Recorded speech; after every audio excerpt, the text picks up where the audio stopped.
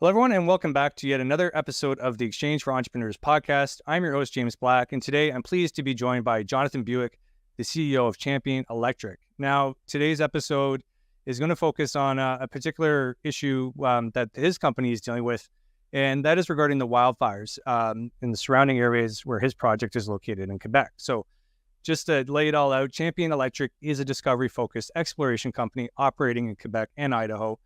But for today's discussion, I want to focus on, Jonathan, your endeavors in Quebec, and specifically the James Bay territory. Now, as you so sadly recently shared in a press release, you're located near the Cree Nation of Chisasibi, and they've been stricken by these terrible wildfires. And maybe just tell our audience what exactly is happening near your property in this area. Sure. And first, James, thank you for the opportunity to come on and share the situation with your audience and hopefully to a broader audience that has already been made aware of the situation. So as a lot of the listeners and followers would know, that both Ontario and Quebec were ravaged by forest fires, and certainly Quebec especially. And the typical amount of hectares burnt during forest fires in an annual year in Quebec is about 15,000 hectares. Just in the James Bay this year was 3.6 million hectares that were taken out by the fires. And I think a lot of people, it was in the mainstream media for a certain amount of time, and then it obviously other things arose and became a smaller story. Now it's not even a story. It was literally like a war zone for the people that were in the area. The air quality, having to evacuate, getting food supplies, the roads were closed. The ability to get daily activities was not even considered. It was survival. And certainly in our conversations with the First Nations and the chief and the deputy chief and some of the council, just hearing the stories and what they're dealing with, the loss of way of life in terms of trap lines and fishing and hunting, like the loss of cabins, the snow machines, the boats, anything that's been involved in the traditional way of life has been impacted. And so as a new entrant into the area, Champion first entered last September. We made an acquisition last September. We followed that on with 9 additional acquisitions. We now have a meaningful land position up in the James Bay. We reached out last fall to introduce ourselves and started a conversation. And obviously when the fires happened, we reached out and have been in regular dialogue since and said, well, what can we do? How can we help? Like, we felt helpless and stranded. It's one thing to evacuate your team from a field program. It's another when you have to evacuate a significant amount of your community and the elders and the sick and stuff. So in the conversations with the chief and the deputy chief, they said, look, we really would like to try to do something and focus on the youth. It's a tough, hard, long winter up here. We've lost hunting seasons and the impact to the flora and fauna and the traditional medicines and the ash and soot in the lakes impacting the fish. But really, what can we do for the youth? And so in those conversations, we came back as a team and said, let's see what we can do. And so they've asked, can we help them try to build a playground at the beach?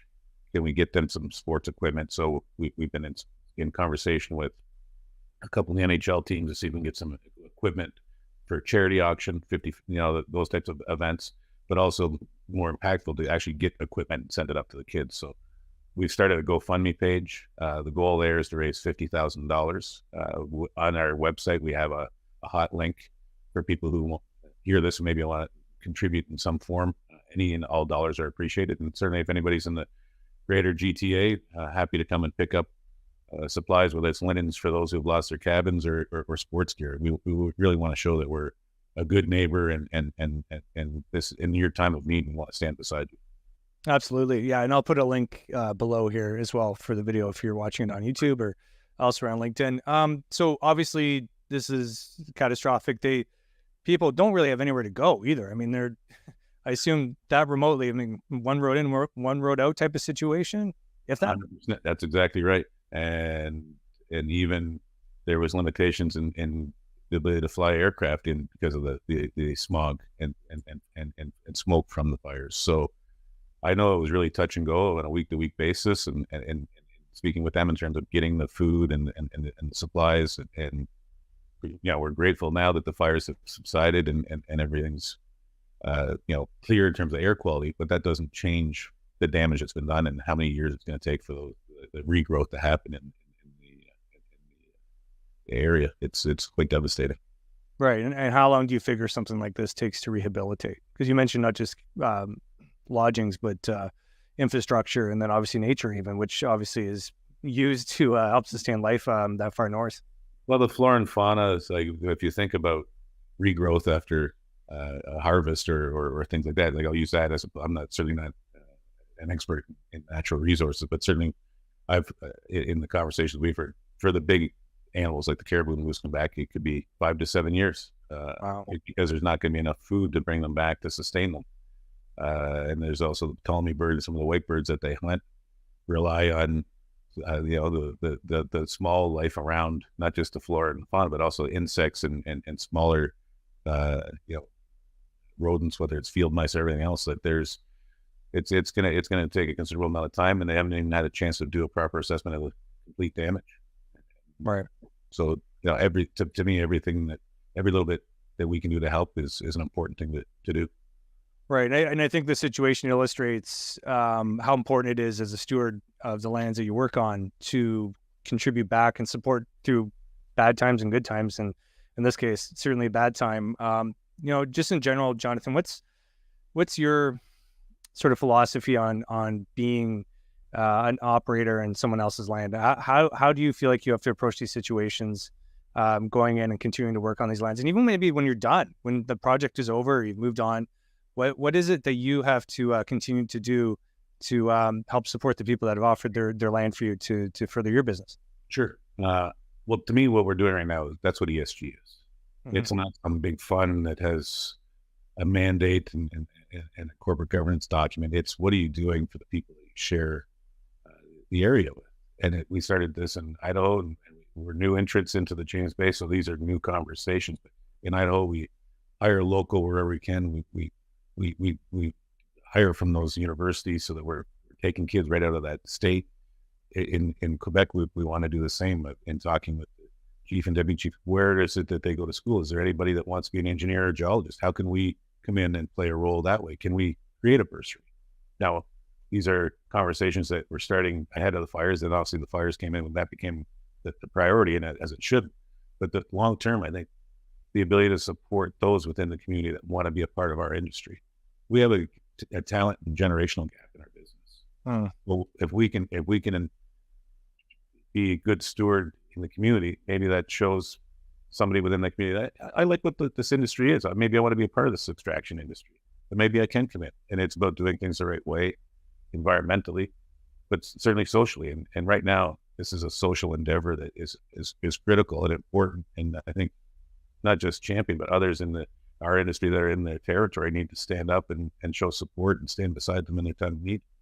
Yeah, of course. And so, I mean, I think it's an obvious answer, but I want to hear from yourself. What is the consequence of not taking this approach when working in these communities, when having this, broad stakeholder approach, the CSG approach? What is at stake? What is at risk if people do not take these steps or have this credo, basically? Sure. Well, I think we have a responsibility to our shareholder, and our shareholders have a bigger role to play than they really appreciate. It's not a small role; it's an important role that they dictate where they allocate their investment money. And some are here strictly for profit, but others are here to invest in sustainable businesses and in businesses that behave in the right code of conduct. And so, if you're not behaving in a way like this, or being socially responsible, I think your ability to access capital is reduced. And we are a non-revenue generating company. As an exploration company, we need to be able to continue to come back to the market to fund how we advance our projects. And so if the pool of capital, which is already small, shrinks because we're not being a good corporate steward, it becomes even harder to run our business. Yeah, absolutely. Well, I think I'll park it there because I want the focus of this discussion to be on trying to help the people, to Chisasibi people. And I think that, again, I'll just point it out. If you're watching this on LinkedIn or on YouTube or anywhere that this is being broadcast, I'll make sure there's a link both here in the video and down below. Do what you can to help. Obviously, you've done your best, Jonathan, to help these people. So I applaud you for that. And obviously, we hope that things do get resolved in some form or fashion in the next months, if not years, to bring the livelihood back to that community. And hopefully the park gets built and it's a a hopeful reminder of what can be done when people band together. So any final words or thoughts you need to share?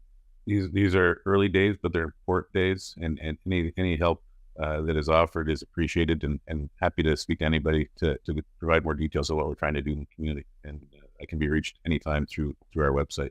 So thank you. Awesome. No, our pleasure, and good luck, and thanks so much. We'll talk soon. Appreciate it. You will. All right.